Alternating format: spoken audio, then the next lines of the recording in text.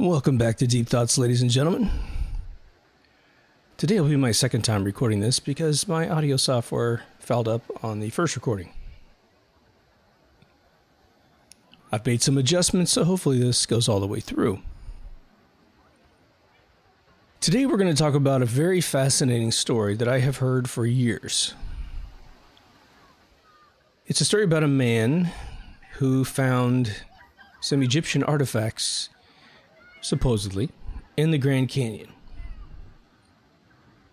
Now, technically speaking, he has a professor friend of his, goes by the initials of S.A. Jordan. He goes by the name of G.E. Kincaid. Now, we're going to tell the story the way it was told to the Phoenix newspaper. We're going to kind of go through the chronology of how the story was reported without really much event, and then it was surfaced. And I've probably heard this story going back probably as far back as 2005. Then we're going to talk about some of the skepticism around it. But I thought we would take a quick detour before we actually get into it to set the foundation for how you might interpret this information. You see, these two gentlemen work for the Smithsonian. Shortly after reporting this story, people got interested. I even think they got interested several decades later, because this happened in 1909. But when this blew up on the internet, they went to the Smithsonian and said, hey, could you give us all the information you have about this S.A. Jordan and this G.E. Kincaid? And the Smithsonian said, who are you talking about? Those people have never worked for us. But they also added they don't exist. Like, how the hell would you know, right? G.E. Kincaid was actually an explorer and fairly well known, fairly well published, because he would go explore something, write up a article, and sell it to, any newspaper that wanted to publish it. This S.A. Jordan was a professor, not sure what he was a professor of or where he worked. I have found several elaborate blogs that talk about that they went off and researched these two gentlemen, were able to confirm that they absolutely did exist. Now, I've talked about the Smithsonian when I did my episode on giants and pygmies. And what I found out was that a gentleman put up all of his money to found the Smithsonian, brought in a bunch of societies that already did this kind of stuff, sort of the gatekeepers of information, including a proxy to the Royal Academy of Sciences, which, by the way, presides over paleontology, which we'll review here in a second. This gentleman dies, but he also willed everything to his nephew, and he put in the will that if anything happens to the nephew, the whole organization goes to the government. Well, wouldn't you know it, the nephew has a short life after that. They bump the kid off, in my opinion, and they get the whole organization. It was a death sentence by a man who meant well. The Smithsonian is known and has basically, if you consider them publishing a book about giant skeletons, publishing evidence about thousands and thousands of tiny humans that were found in Kentucky and the surrounding region, and then consistently saying, oh, but, we lost the skeletons. And then later on, them telling you that these things don't exist. And again, giant skeletons ranged from 7 feet to about 15 feet is the biggest one that I've ever really seen published in an old newspaper. But these things were found in so many different locations with so many different newspapers. It's bigger than just your great uncle saying he saw a UFO because he's old and he's bored. And he wants to be special again, right? He wants one moment of the 15-minute fame thing, right? And then, of course, we have paleontology, the study of dinosaurs. I got a great episode on were dinosaurs real? It'll blow your mind because you can use normal sources to verify that the first two people to create paleontology worked for 40 years. I say this from time to time. Discovered over 136 dinosaurs I think only 32 of which have been deemed actually real at this point. It means over 104 were complete frauds, even in the eyes of paleontology, because they were so ridiculous that they couldn't cover for them. But the first guy finds a tooth that's like 6 inches long or something like that. He goes to a drugstore and builds what basically looks like a Tyrannosaurus Rex today. Small hands in the front, big long tail, big head. He completely made it up, obviously. He doesn't have the holodeck Star Trek system to take the DNA and reconstruct the being. Well, this thing sat in that store forever, for decades. And wouldn't you know it, the Tyrannosaurus Rex looks just like that being. In fact, all the dinosaurs have those beings. Have those body shapes, excuse me. We can't account for the fact that they would have to eat, football fields every single day just to stay alive in terms of the vegetarian ones. In terms of how they would mate, well, how do two brontosauruses mate? Seriously? It's a completely fake science to catalyze the theory that had emerged, which was evolution. It doesn't mean evolution isn't true. It just means that these guys were willing to go to great extents to get that shoved in our brain and to subtract God out of your life.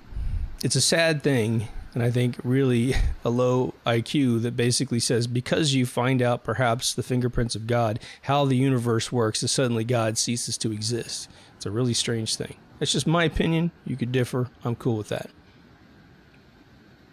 So the folks that say that this is a hoax, that the story I'm about to tell you, and we're going to rip up some of the claims, we're going to go through this, have bad credibility to begin with. As far as the Phoenix newspaper, very interesting evolution there. When this story comes out, it's just like, oh, wow, that's interesting. It's, for some folks, very believable that Egyptians could have traveled all the way to the Americas. But we're going to beat up that as well a little bit, because there's some logic there. Other things may have happened. But now they're saying that the Phoenix newspaper wasn't what it was actually publicly chartered to do, which is to basically be a local sort of Scientific American, to take things that were reported around the United States and especially locally and publish it in the newspaper so people could get educated on all kinds of different stuff. Why wouldn't you want your local community to be intelligent? This is way before, well, I shouldn't say way before, but this is before the Hearst Corporation got into everything and made everything yellow, which is sensationalized tabloid level publications. Now, was there a tabloid article published before 1909? Oh, certainly, for sure. The chronicles of a lot of the Western heroes,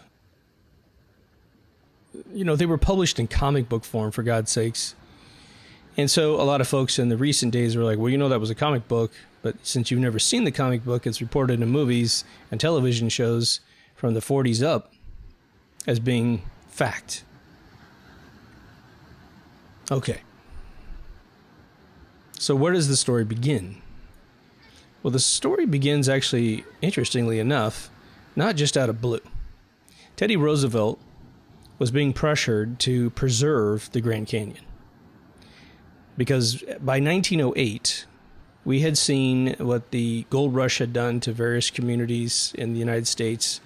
People just got in there and just strip mined these places looking for copper, silver, gold, diamonds, whatever. And they did some quick math and said, okay, we're moving further west. The railroad track is definitely helping a lot of people move around the United States, unlike ever before. We can't have the Grand Canyon destroyed by these people looking for stuff, because they confirmed it has everything in it.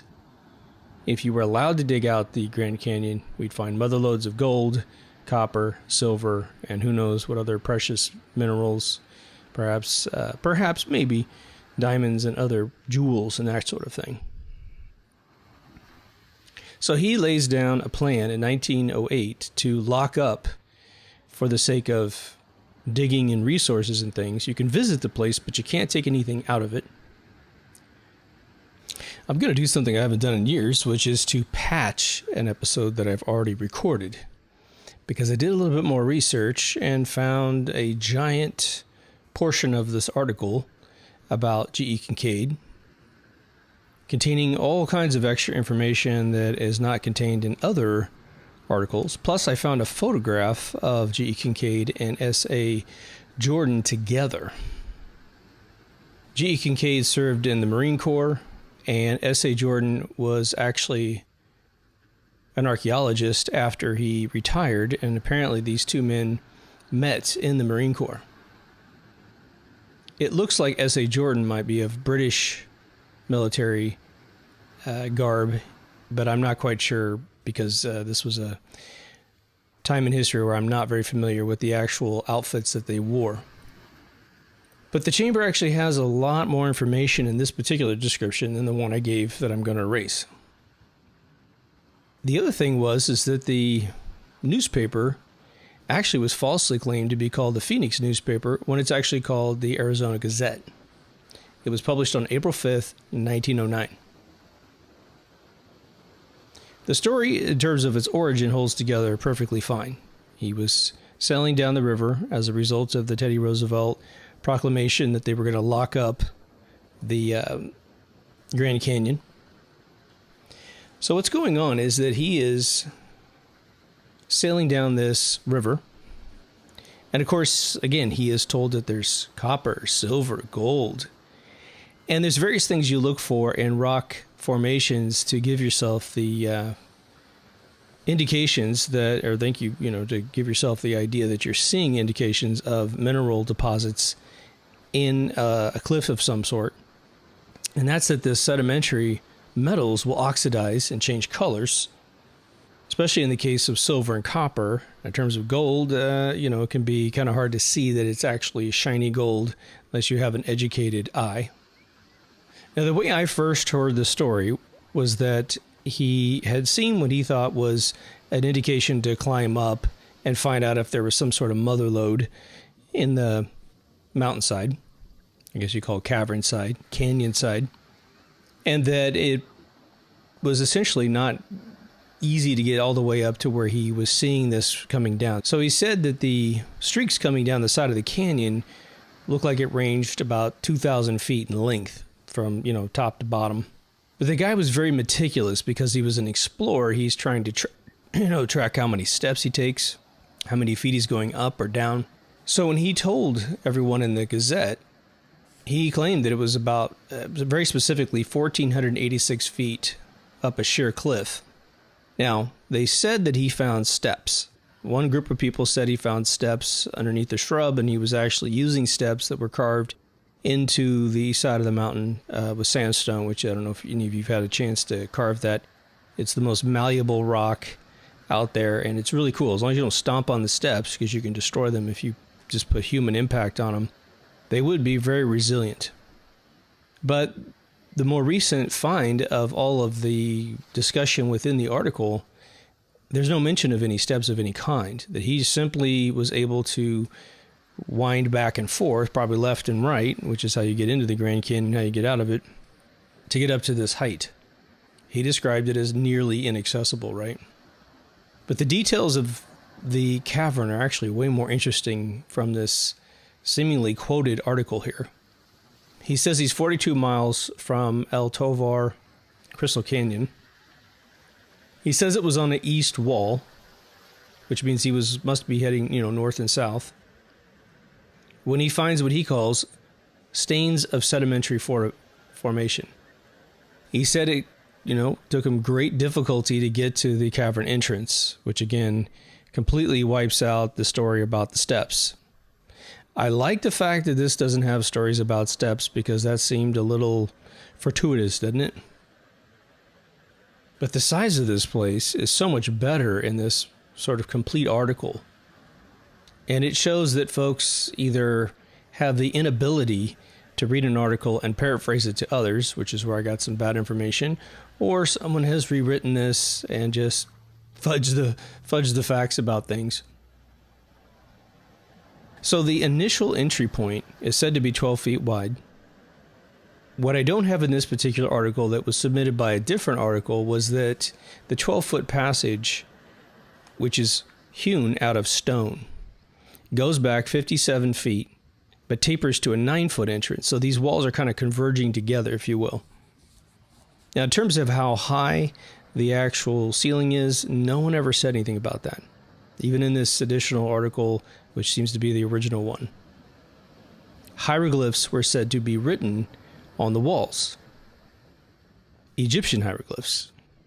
Now, again, whether it's paint or relief, I would have to say that it's probably relief, which is where, you carve it away and you leave the hieroglyph lifted so that it lasts a really long time. Because paint would simply erode with weather, temperature changes, and all kinds of stuff like that. Now, the original that I had heard about had no mention of any photography. Now, he uses the word photograph by flashlight, meaning there wasn't any light in there, so you would have to have shown a flashlight and then taken a photograph. I have not been able to find any photographs linked to this. But the actual specificity of what he finds is way more interesting. He says that when you get to the end of this 57-foot tunnel, again, he's just counting his feet. He's an explorer, probably knows how to offset things to make sure it's near 12 inches. He says that it hit a T in the junction and starts spreading off into all these rooms.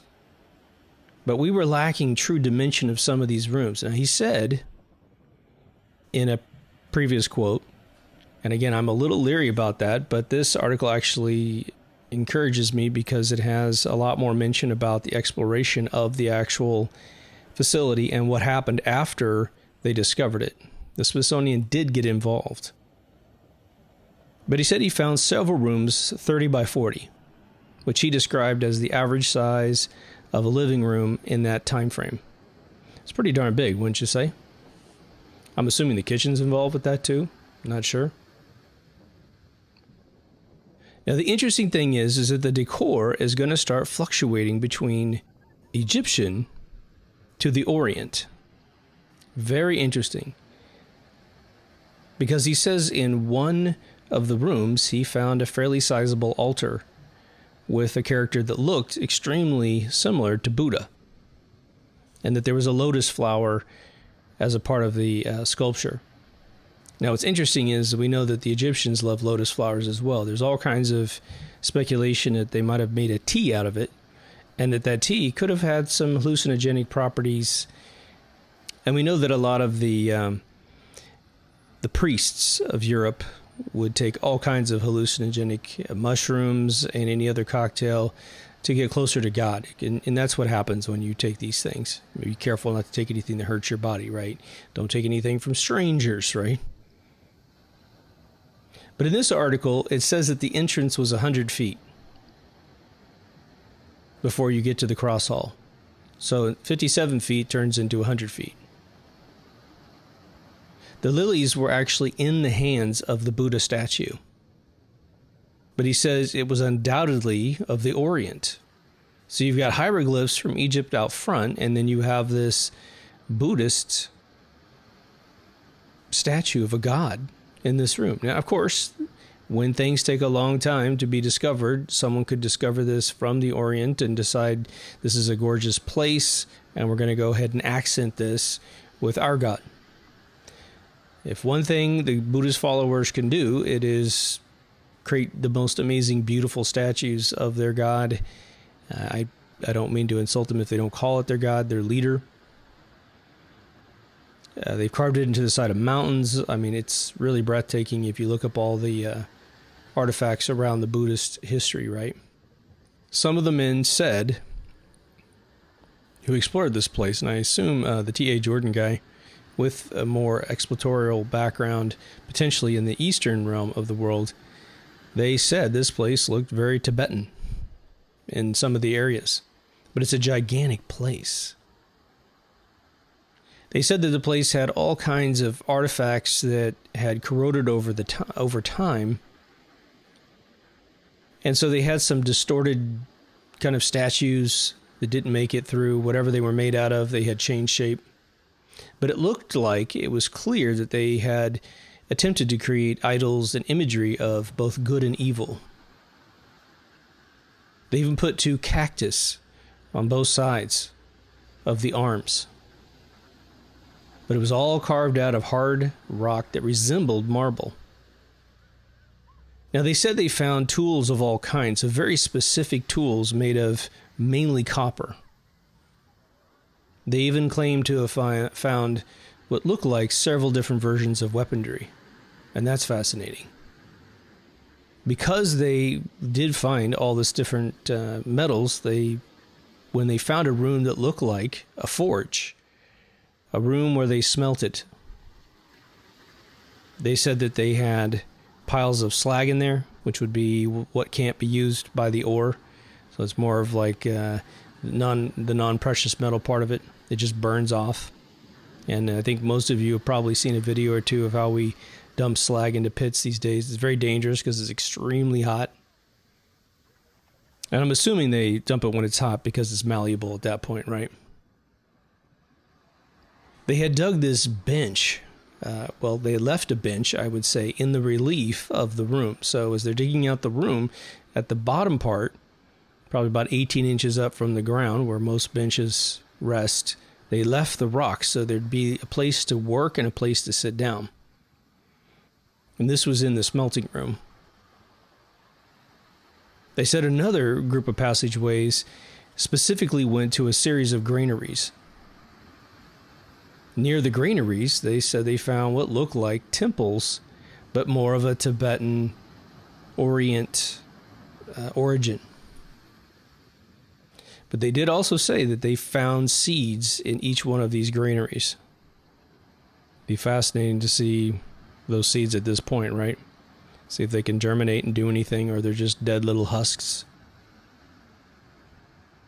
Now, after they have started to start counting off the rooms and figuring out that a lot of the rooms are duplicates because a doorway in a particular area would just lead into a room that was generally the same size as the doorroom across the hallway, as well as the rooms that they would find down the hallway. They started just counting the doorways and doing some math and found out that they could probably house about 50,000 people in here fairly comfortably. One of the rooms was 40 by 700 feet, for instance. But now, one of the rooms they find at the very end of this thing is actually one of the most fascinating claims about the entire story. And that is the crypt room. At the very end, they find a room. My initial notes did not have much of a description of this, but I found the original article, and it's extremely specific about what they found. And again, this is all G.E. Kincaid by himself initially. He said that there were rows and columns of basically mummies up against the wall. And it's very much like the Cyberman episode of Doctor Who. When you first find the Cybermen, they're all in the walls. But what's interesting about it was I didn't know anything about how they were actually stored, what condition they were in, any specifics about the actual mummies. And the original article has all of this. What was brilliant about this was that the wall was actually set back about 35 degrees. And so the ceiling goes back a little further than the base, offering a little bit of support. And then you just need to notch out of the wall a place where the corpse, the mummy, could fit in there and not slide down to the floor. Pretty brilliant. But my question initially was, what state are the mummies in? Well, the mummies were wrapped up in normal cloth that had obviously aged, but they were also wrapped in a sort of bark fabric, he said. That's fascinating. I've never seen anything wrapped in bark fabric before. But the other interesting thing was,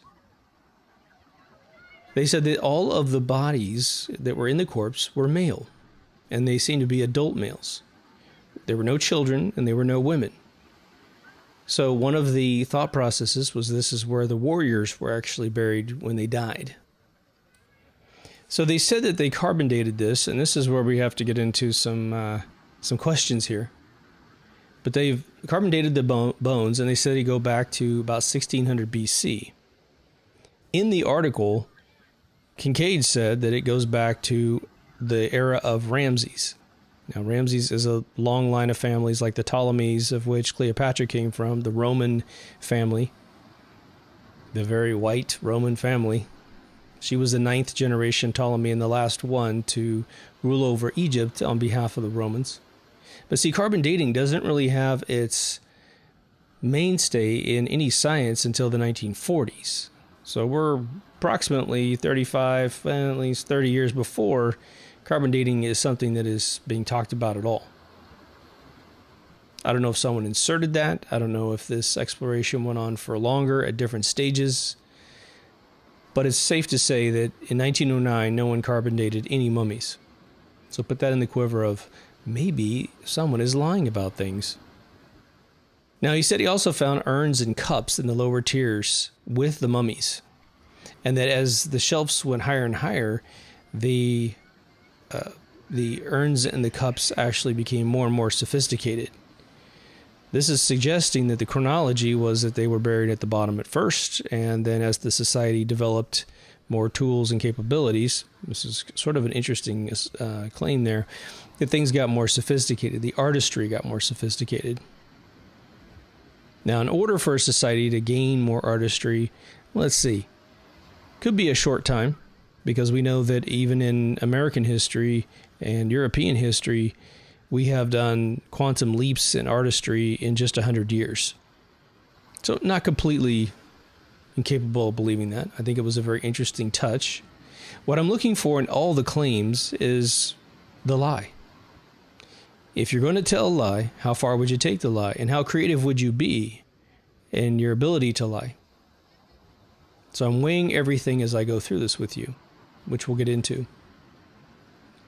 Now, they claimed that they actually opened one of the mummies and then eventually sent it to the Smithsonian Institute for storage. They said at no point were there any bones of animals, no skins, no clothing, no bedding. But they did find water vessels. I have an image I'm going to show in the video, which is a claim of a bunch of urns that look like they're fashioned out of marble, and they look very Egyptian. They look like the urns that store the organs of the past after mummification. Now, there are heavy rituals in at least the documented hieroglyphs on how to mummify someone, and the urns aren't to travel terribly far away from the body because that's where they're kept. When you cross over to the other side, you have all your stuff with you. Now, why they want to take it out of you, I'm not quite sure. But the room that was the 40 by 700 was theorized because of proximity to the granaries and some other what looked like preparational rooms as the dining hall. Yeah, that makes sense. Be a good, nice, long room for that. They said they found what looked like cooking utensils of some sort.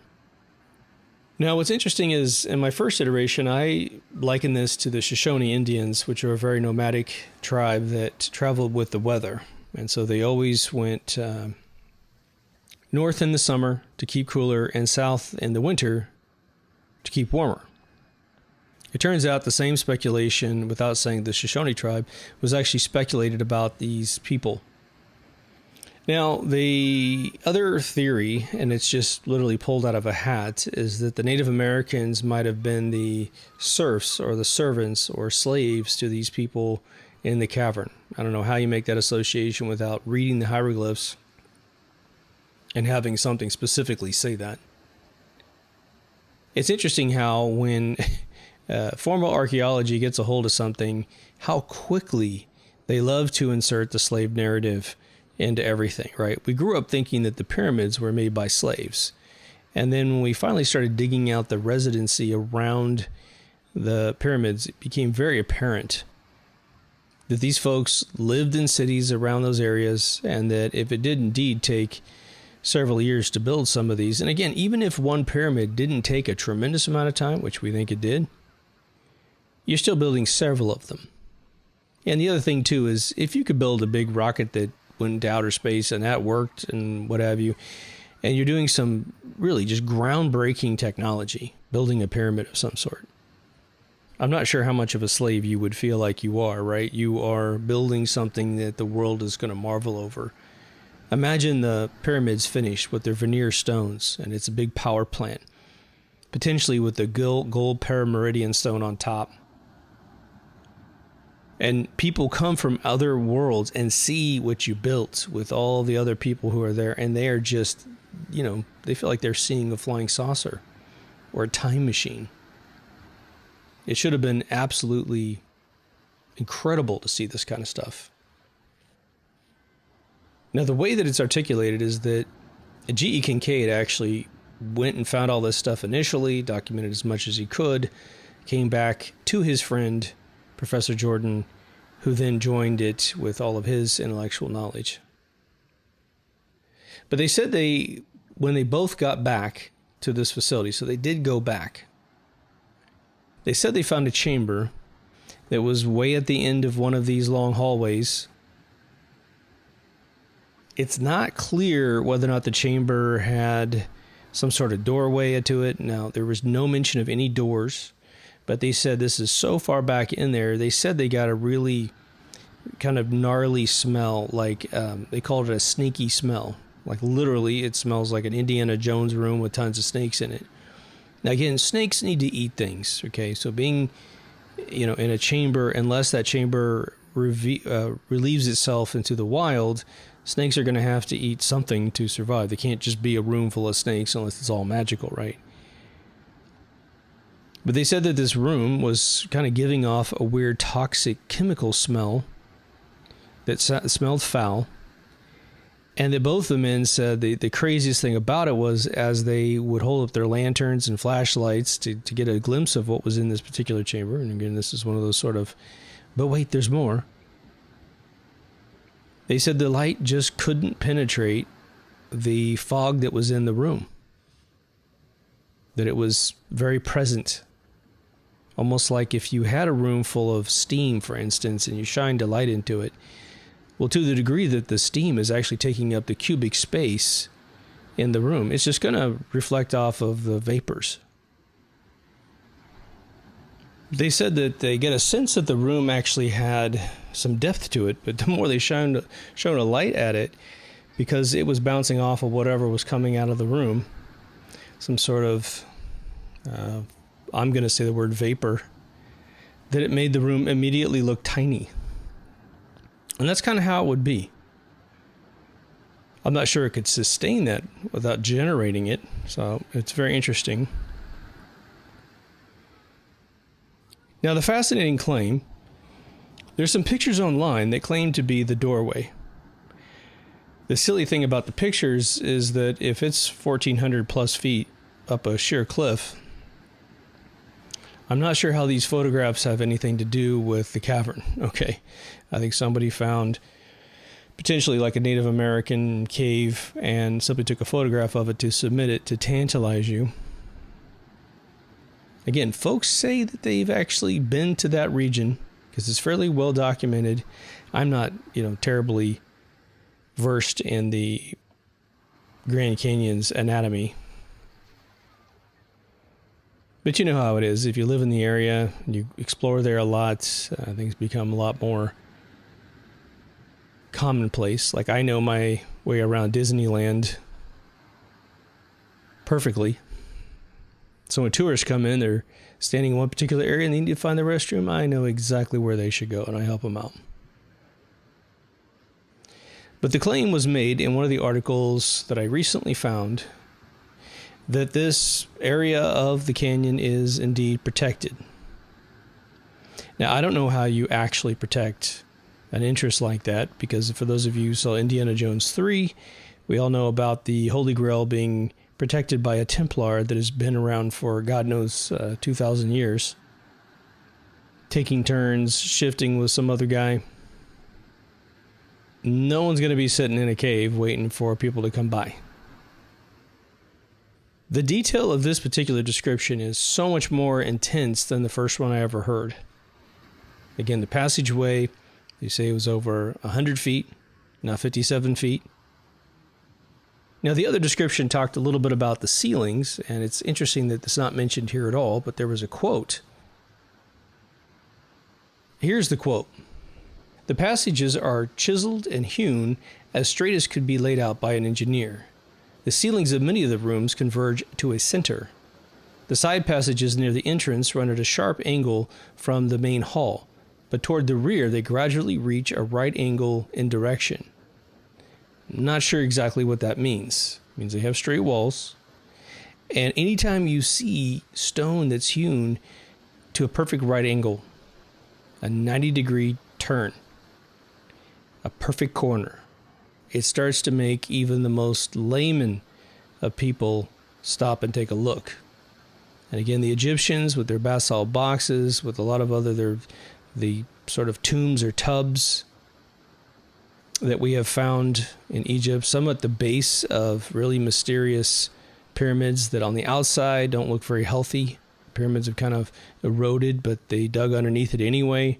They find passages, and they find these utterly perfect structures. Arched ceilings that predate the Romans by thousands of years.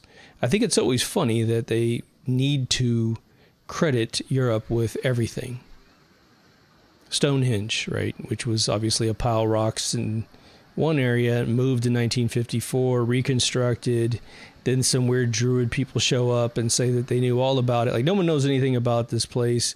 But the second they reconstruct it, you have a bunch of weirdos doing a bunch of like semi-satanic rituals at the facility. Now let's go back and let's think about this for a little while. Would two men create a fake article and publish it in an unknown newspaper, Arizona Gazette, in the greater state of Arizona? Sure they would. Sure, of course. It makes money. Explorers need cash for doing things. You know, there's a bunch of Tartarian folks that look at maps, and they'll find a piece of land that was given a name, some island, some continent, and it's no longer there now that we have Google Earth.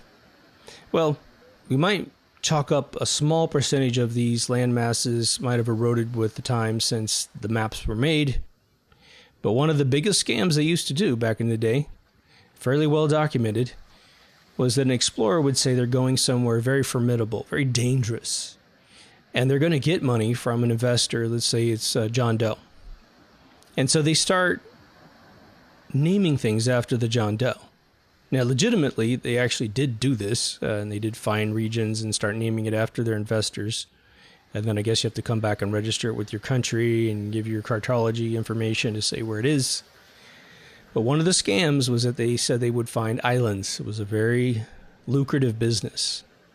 But when they came back and told the John Doe about the island, they definitely litter it with, well, it's too difficult for us to get back, man. We got out of there, by the seat of our pants. Sort of a Jungle Cruise kind of epitaph, right? Now, let's look at the entire assertion of the story to begin with. The Egyptians came to America, the Americas before it was called that, and they set up shop inside the Grand Canyon. Now, let's think about that. Now, obviously, right off the bat, the Grand Canyon is a very unique place in the world, and it would seem like unique things would happen there. But we'd have to account for the trip of how these Egyptians would even get to America, right? Now, of all the things that has been suggested for travel, we know for a fact that Egyptians had giant boats. Now, whether or not, I'm not a sailor, I don't know that I have seen a boat that looks remotely like some sort of Magellan boat that could make it across the Atlantic Ocean, which again is the shortest journey. Seems like the most logical journey if you're coming out of the Mediterranean. Take a left and just keep going. Once you have a device that can pretty much erase the barriers that you've been growing up with your whole life, which is, there's a big ocean, we don't even know where it goes, but you build this vessel and it's ornate and you got plenty of food, you may attempt that journey. But if you landed on the east coast of America, by the time you got to the Grand Canyon, you would be pooped, okay? In terms of you having a lot of instruments with you and a staff that's willing to work to hone out a giant cavern in the side of the Grand Canyon, I'm going to be very skeptical of that claim. So, for me, if we're going to talk about this being a legitimate story, they would have had to have achieved this journey in a pretty effortless manner, meaning they're not tired. And it can't take too long because you have to supply your team with food. The only device that has ever been suggested, and I think about it every time I see the Peruvian Indian illustrations on the desert surface, is a hot air balloon of some sort. Now, when you think about hot air balloons, you're thinking about the fact that hot air rises. And I think that through construction of various huts, playing around with fire, because fire would be literally the only show in town, right? It would be the video game of video games back in the day. That draping a piece of cloth over one, people would realize over at least a few thousand years that this hot air stuff goes up. Now, I don't know how long it would take to create a little lantern like the ones the Chinese do for their Chinese New Year and they let it float around. If someone figured that thing out, well, boy, you could start seeing it in a small manner and then build bigger ones and bigger ones until you could actually put people in them. But in order to dig this thing out, I'm talking about a serious effort. A serious effort. It's almost to the level of like spaceship knowledge of the Earth. And we have to also take into account that the hieroglyphs have been predominantly cracked. And again, they did find that subculture in, the western part of Africa that still uses hieroglyphs. And so they were able to further decipher recently in the last 10 years a bunch of the hieroglyphs that they were unaware were using acronyms. That's what this new tribe taught them, was that, well, you know, what's interesting is you don't seem to understand we abbreviate things like ATM. So the Egyptians were very romantic. They were very amazing with their storytelling. Remember, the prodigal son story is in hieroglyphs. You know, the first virgin birth is in hieroglyphs. There's a hieroglyph of this whole event occurring. So they were very well plugged into sort of the human condition, let's just say. What's interesting about what G.E. Kincaid claimed in this story was that the crypts were not, the mummies that were in this crypt were not wrapped up in any traditional Egyptian manner that we know of, meaning like a casket of some sort. Of all the pharaohs that we've ever found, there's always some casket wrapped around the mummified body. He made it sound like, and again, because there was no further exploration of this claim, that we would be having just basically really wrapped up mummies on the wall. Not sure what he saw. There's no part of the story that describes exactly the dimensions of what he saw and how they were preserved. Now, even if we go with, I'll just throw at you my theory. Well, it's not my theory, but it's the one that I learned that apparently they taught up to about 1965 in colleges, which makes 1,000% sense to the world. The expanding Earth model. Again, the oceans, all water comes from the crust of the Earth. It's a big chemistry lab pushing hydrogen and oxygen together. There never will be a depletion of natural water in the world, despite what they're trying to teach you. It just won't. Every time the ocean turns into clouds, it's a perfect natural desalination process, which is why you're not allowed to collect water in most of the states of the United States, because it's illegal. They're going to sell you the water, and that's it. But let's just say you get rid of the oceans. These Egyptians who invented hieroglyphs before they actually ever built any pyramids, hence there's no mention of pyramids or how this mathematics works. Remember, to build a pyramid, you have to have all geometry mastered. You do. Trust me. Because the Greeks were the ones that wrote it down in a way that was translatable to the rest of Europe, all of the geometry typically has a Greek name to it. But the Greeks are just simply honoring the math of the temples, the hospitals of Egypt as they built their Parthenons and that sort of thing. Interestingly enough, no one attempted to build a pyramid in modern Europe. We find them in Africa and Turkey, supposedly some in China. And, I mean, I know the ones are there in China. I'm just not convinced it's what they said it was. South America's got pyramids that are absolutely massive. But let's talk about these other pyramids in the South Americas, because we do have Aztec pyramids. If you listen to the Aztec and Inca folks, they'll talk about pyramids that although they have collapsed, they believe that there's indicators that these pyramids were built as enclosed cities. You know, they have open doors and that kind of thing, but it was built to encapsulate 20,000 people. You know, and if it got really bad weather, it starts to rain or whatever, you just go inside. It's sad that none of them made it through that phase of architecture, meaning whatever elements happened to this, we do know that a bunch of them collapsed. In Egypt, we just have the pyramids that have exploded, right? So there's a lot of speculation as to whether or not the Egyptians or the derivative of those people ever made it to the Americas to begin with. Are pyramids a logical shape that man will always discover, or any living being would discover?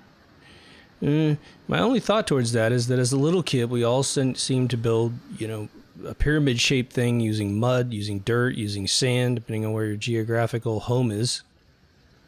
So I think there could be, but it's one thing to build it as a child and something that can just be blown away by the wind. Another thing to stack perhaps 2.5 million rocks, heavier than 10 times of your, 10 of your cars, and get it so perfect that it pretty much lasts the test of time. Especially the ones in South America. Now, in terms of any claimed date of the origin of any of these pyramids, I'm telling you, you're smoking something if you believe anything if you buy what they're selling, basically. But now let's think about the fact that, let's say we can't solve for their travel, not even with hot air balloons. But let's just say that something makes you believe that that place was real and that G.E. Kincaid was a real guy and he really saw this. We can't explain it. That's why it's a mystery. My question to you is, would that have been the only thing that the Egyptians made in America? Now, people in the world do things for usually two different reasons, because they need to and because they can.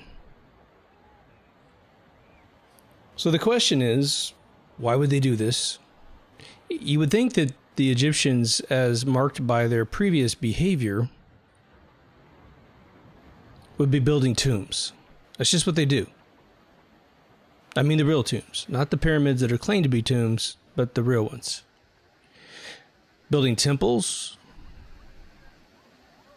very interesting, but none of that really exists in this place. It was a very functional, supposed sort of city inside. Because of its amazing engineering, which does match a lot of things in South America, could be the same clan that put that together. But even the pre-Inca time construction in South America doesn't hold a candle to what was described in this article. The precision, super long hallways, right angle turns, and all that good stuff. That's some pretty intense construction. Now, has anything like this ever happened before outside of just the pyramids? And, we find pyramids everywhere. We find these illustrations in Peru that most definitely have to solve for the idea that someone is elevated looking down at the land and telling someone, drop a rock, move this way, little hand gestures or something. And obviously it's a little tough to determine scale from pictures on the internet.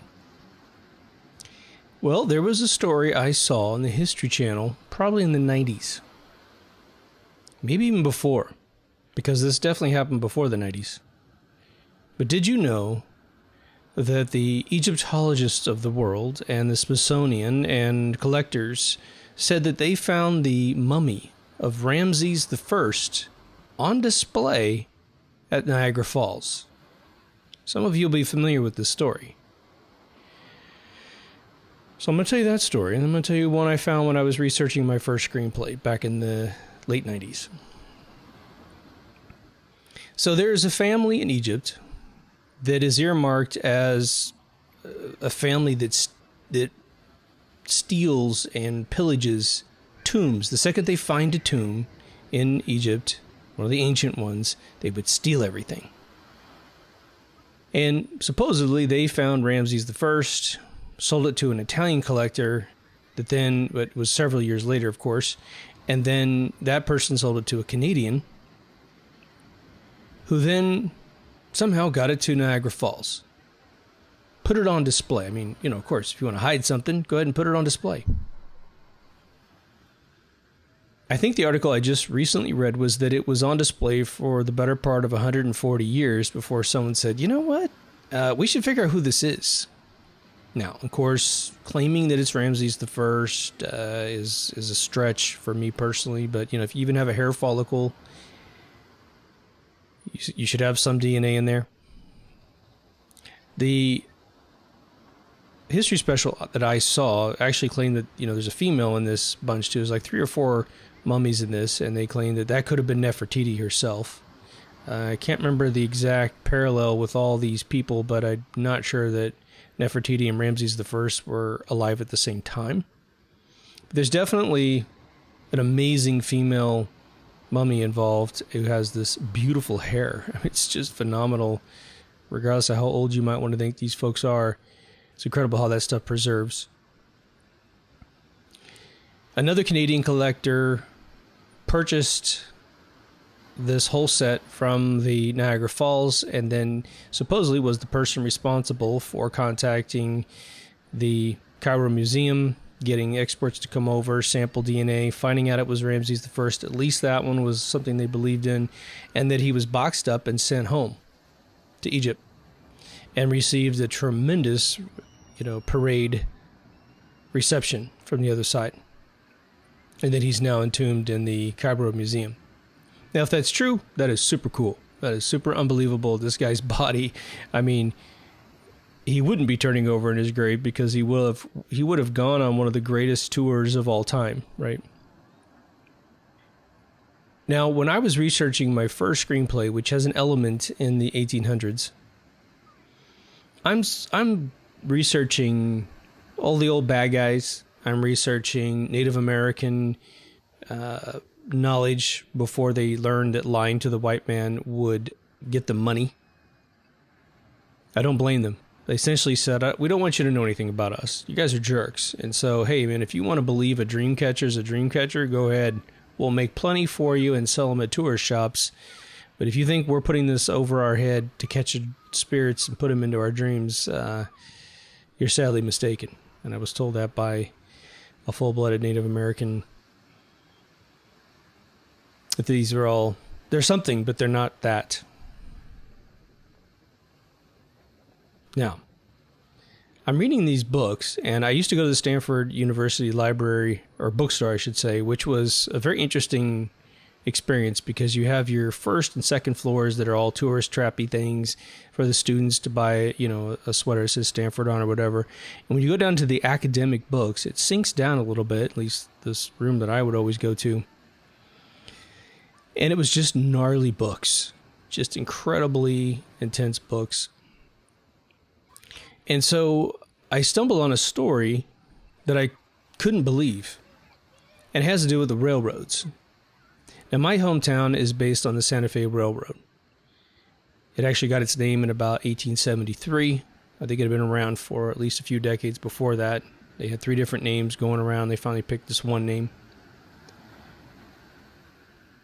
So I'm familiar with the remnants of the steam engines because when I was a kid, they would come through every once in a while. Just amazing smell, amazing sound, and then they just kind of vanished. They all turned into diesel engines.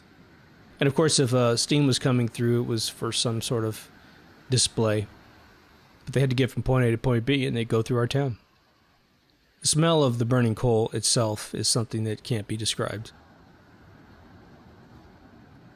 But I'm reading this, and they said that there were so many mummies from Egypt in America through some means that they were actually using them as fuel inside of trains, and that engineers had actually come up with the phrase that if you really want to get to your destination quickly, I mean, you got to create a lot of fire inside the pit of your boiler, that nothing burned hotter than a pharaoh. Now, of course, they're not talking about real pharaohs, I don't think. So I read this whole section, and I'm sitting there going, now, what are you talking about? You mean to tell me that someone went to the expense of picking up mummies from Egypt. Let's just say you found 60,000 mummies in Egypt. Somebody actually spent the time to ship them to America, and then somehow they get thrown away to the point they're in the back of trains and burned inside boilers of trains. It was the most bizarre thing I'd ever heard in my life. But nevertheless, it was in print. Now, I don't have any stories from my hometown of anyone saying such a thing. But it makes me wonder. It makes me wonder what Europe found when Europe came to the Americas. And why they're so afraid of the truth. That's the other super weird thing. Why take all the giant skeletons that were found all over the place, publish books with Smithsonian Institute on the back, on the spine, right? And then get rid of them? Why do that? What are you afraid of? Again, when I did my episode on giants and pygmies, there's articles that go back to the early 1700s where they were talking about, women that had lived 100 years telling people in the 1800s, or the late 1700s at least, hey, when I was a kid, they said that one woman, I think in Minnesota, if I have that right, Wisconsin or Minnesota, North Canadian region, that there were basically a dark-haired group of giants and then a red-haired group of giants, and that the more that the Europeans moved in, they just kept kind of gradually going north, and that eventually the dark-haired ones killed all of the red-haired ones, and then the dark-haired ones vanished. Magellan, he said he saw tons of them in South America. He books. Another dude comes back 30 years later and says, in fact, Magellan, I think, only actually claimed one of them off. They got one off the beach, brought it to his boat. But when the other guy came back, this is all on my Giants and Pygmies episode. Just look up Giants on deepthoughtsradio.com. He said they had grotesque voices. He says the children were as tall as men the tallest man of his boat, which I can assume is somewhere between 5'8" and 6 foot. I keep trying to rationalize in my brain, put myself in their shoes. You're an all-powerful oligarchy from Europe. What are you in fear of when you come to the Americas and you find the relics of other generations? And the only thing that keeps coming to an Occam's razor point in my mind is because you want to take credit for everything. And it's quite frankly a racial thing. Graham Hancock has done incredible research in Egyptology. And essentially, the most brief exploration of his completely negates everything that's being claimed by the current Cairo Museum. It does. Everyone who goes down there, including the authors of a book called 39,000 BC, where it's just a book full of photographs of things you never knew existed. Proof of circular saws, gigantic circular saws, cutting some of those rocks. And what's actually fascinating is the rocks that are smooth that we find that are just, less than a 500th of an inch off after traveling, 30 feet from the same rock side. The circular blades are pretty barbaric looking compared to what was the final product. The holes that are bored into rocks, when they got specialists to say, what would it take to bore a 4-inch hole into one of these stones and then break off the column that's down inside there, right? Because you're going to bore it out with the circular blade. One guy said it would take about 6,500 pounds of pressure, and he says, I can tell by the way that the rivets go down inside this stone, it was done in about 60 seconds. Any slower, and it's going to look way different. The cores are going to look different. But we know that the Royal Academy of Sciences and the History Museum that's attached to that, they tried to lie that those bored out pieces were done with like bamboo or something in dust. Completely different signature. They tried to lie that the rivets weren't continuous from the top of the bored out part of it to the bottom. All proven to be lies. Lies, lies, lies, lies, lies. So, did G.E. Kincaid simply find one that they hadn't found? that the evidence of basically Egyptian culture was all over the world. Now, sadly, even if that were true, they must not have built any giant pyramids in the North American region that I'm aware of. Obviously, just building one great pyramid would stand the test of time. Now, I'm not sure. I know that there's ample supply of this in the United States, but they would actually have to find a quarry of the limestones that they like to use to build the pyramids. One of conductive nature, one of non-conductive nature. And we know they like to use red granite to line the inside. I think there's plenty of that here in the Americas. But maybe for whatever reason, the dynasty was ending. All that happened was they came over here to see if they could find more land. And perhaps they ran into the Native Americans.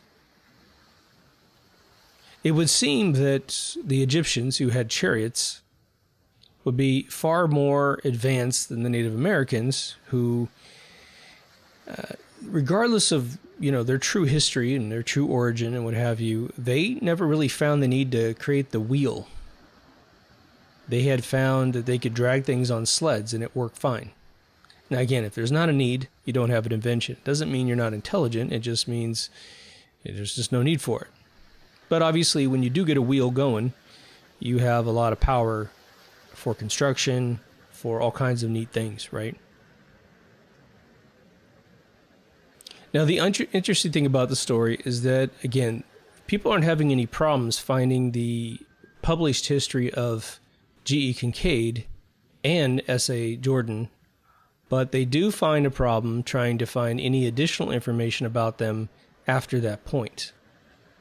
Now, back in the 1800s, there was areas of the world where you could get shot for simply snoring at night, right? Looking at a guy funny in Tombstone or Dodge City or Deadwood or something like that. Rough and tough places, probably 100 more that have no notoriety to them. When you're a professor, when you're someone of an academic nature, you tend to expect that there's going to be some sort of respect among men.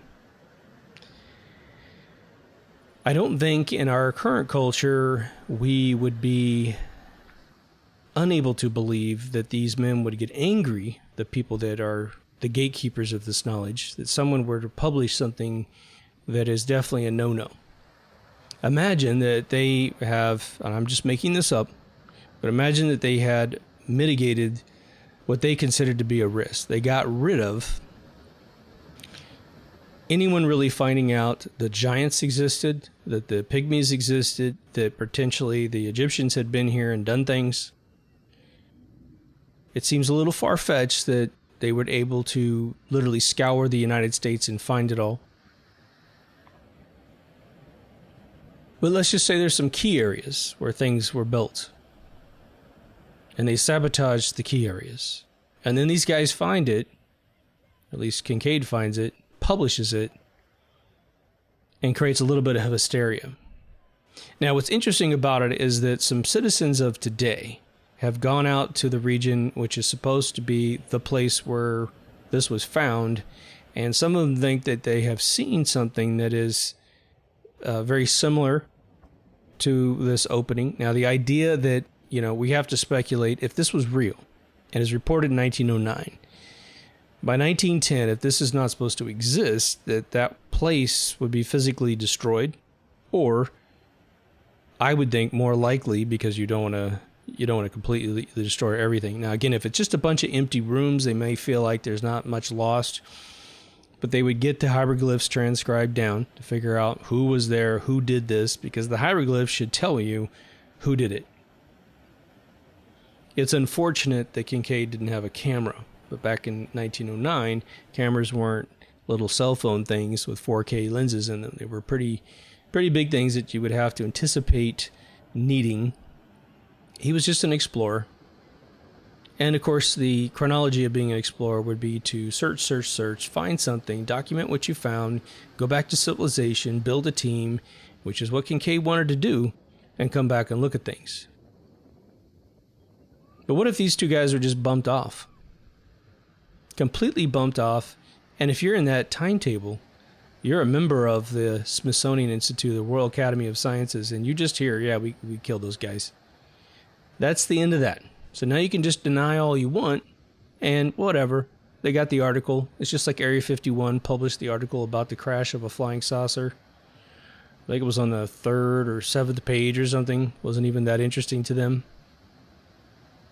And then they went and got all those papers and pulled it.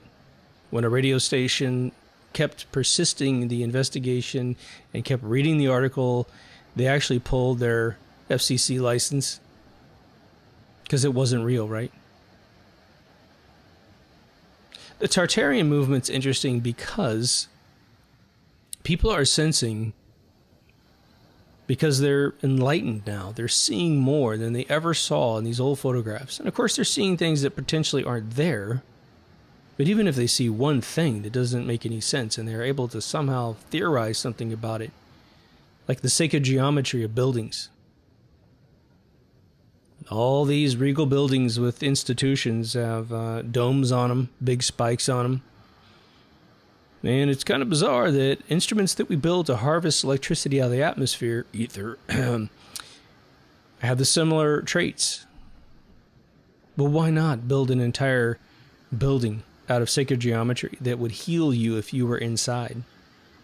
Maybe even more than heal you, because I was thinking about that too. I think there is a healing property to being inside the frequency tunnel of some sort of sacred geometry location.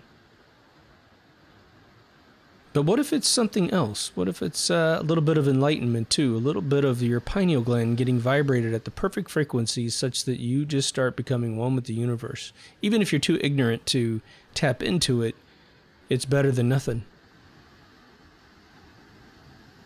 I have this incredible suspicion that most of the most magical things that we still are yet to discover in the mass population, let's just say, are extremely simple devices.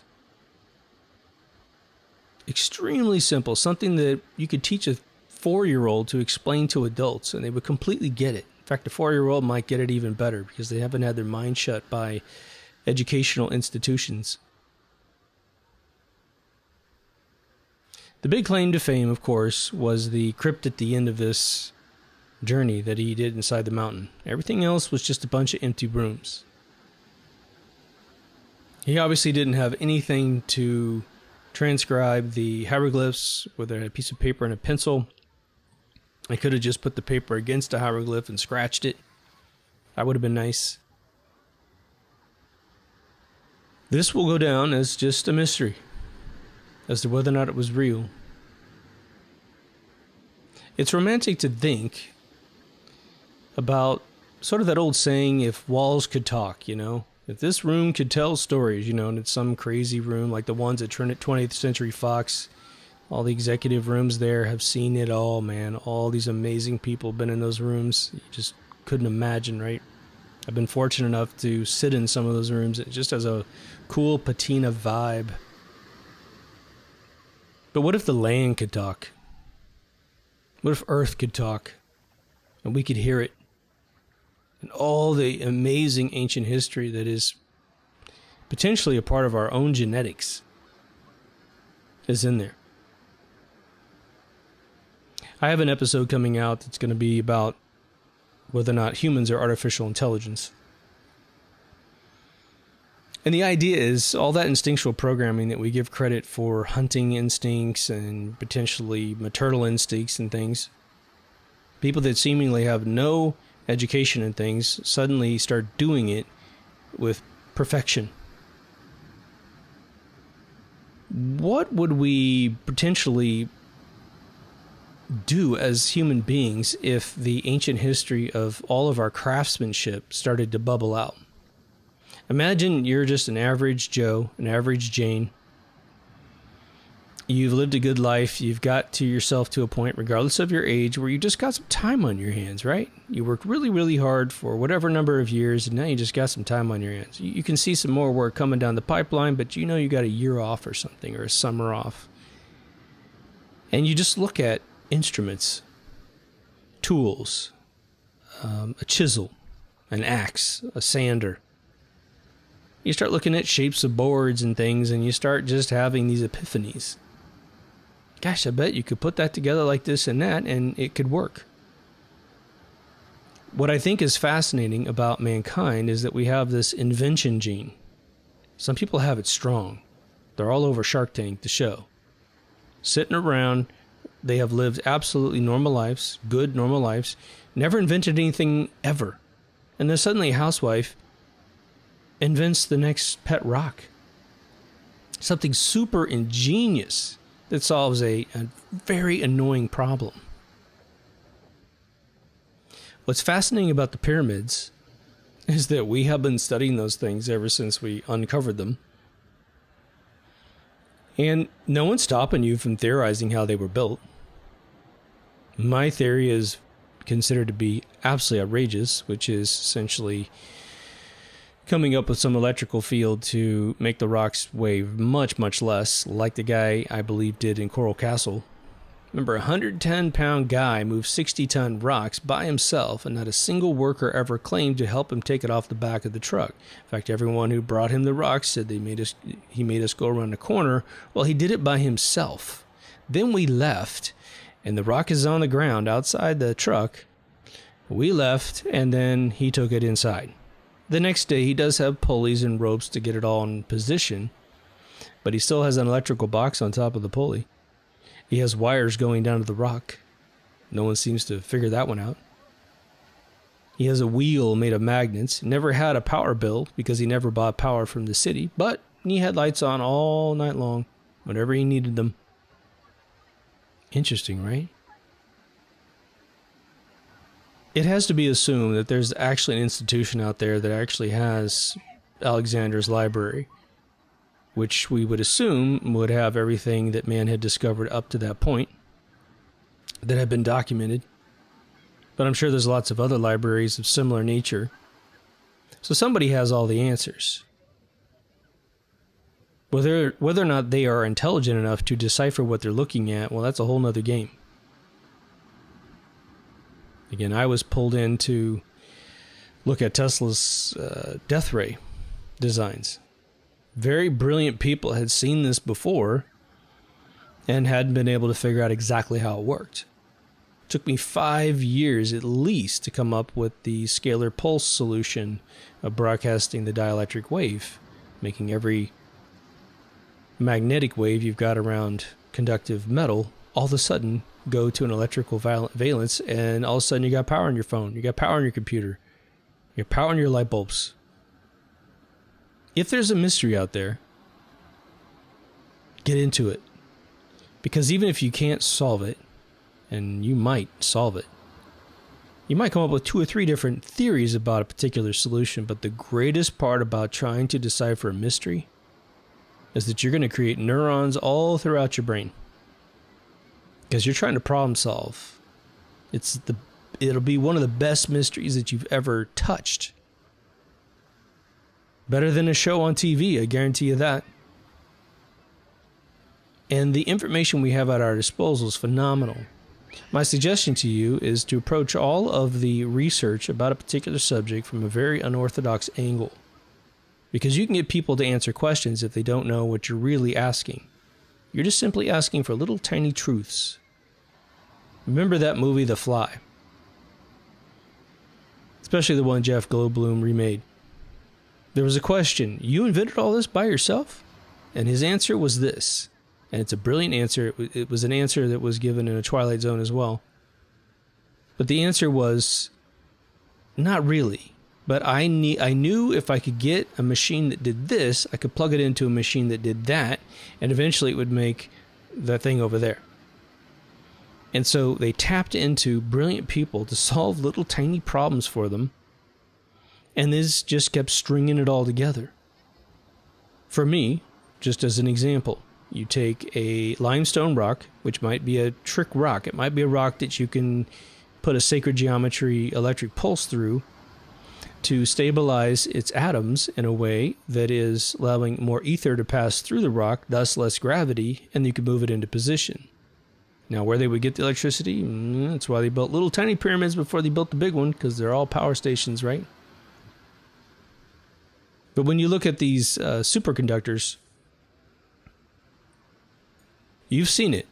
There's a Mobius strip of a magnetic nature. It's got an electromagnetic rail running through it. And a Mobius strip is if you take a strip of paper that's like a ribbon and you cut it, then you turn it 180 degrees and put it back together. It's an infinite loop, and you will travel on both sides of the loop infinitely. It's a genius thing. Escher used to draw them. But they do this thing where they cool down the superconductor, the piece of dry ice, and they put this electromagnetic pulse through the grid underneath. And they'll talk about something called quantum locking. Quantum locking is exactly the technology that I'm talking about in order to lift a giant limestone into place. I think that's exactly what the guy did at Coral Castle. Again, there's one book of physics and it runs the whole universe, okay? So you can't have one thing go in one direction in one part of the universe, and that same math is the opposite in a different part of the universe. So anyway, I hope you like the ride here. This is the kind of subject matter that just really interests me. It's good to go through these even if you don't think they're real, because it makes you think, right? And that's the name of the game. Like, you might not like swimming, but you really like the way it works out every single muscle in your body. And so you come out looking better and better every day you swim laps, right?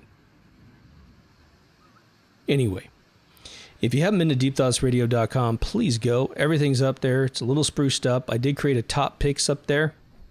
I'm still getting people asking me whether or not I shut down the Facebook group. No, I didn't shut down the Facebook group. It's now a Telegram group.